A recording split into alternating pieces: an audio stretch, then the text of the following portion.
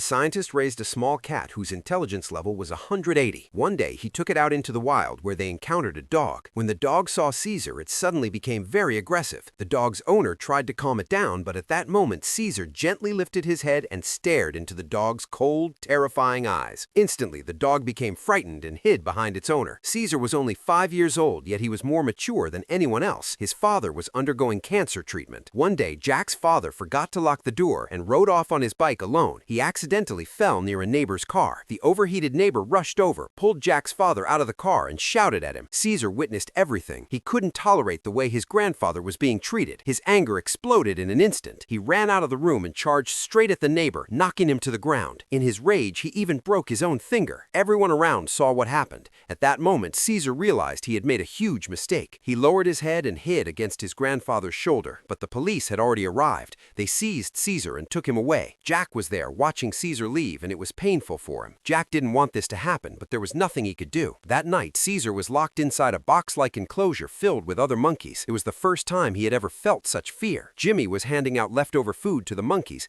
but Caesar angrily threw the remaining food at him. The monkeys started laughing, which only made Jimmy angrier. He grabbed a hose and began beating Caesar with it. Caesar couldn't sleep the entire night. He drew a window on the wall, imagining warmth and comfort. The next day, the window was opened and all the monkeys were dragged out. Finally, Caesar was pulled out of the box. The strongest monkey there had been burned, and he stripped Caesar of his clothes. Caesar didn't fight back. He stepped back instead. But the vicious monkeys didn't stop. During the chase, Caesar slipped. As the monkeys attacked, two of them suddenly clashed in a calm but powerful strike. When Caesar regained consciousness, he found himself in a more secure enclosure. There, he met another monkey. He saw a guard take a different monkey to the laboratory. The next day, Jack came to see Caesar. Caesar felt as if he was finally going home, but when he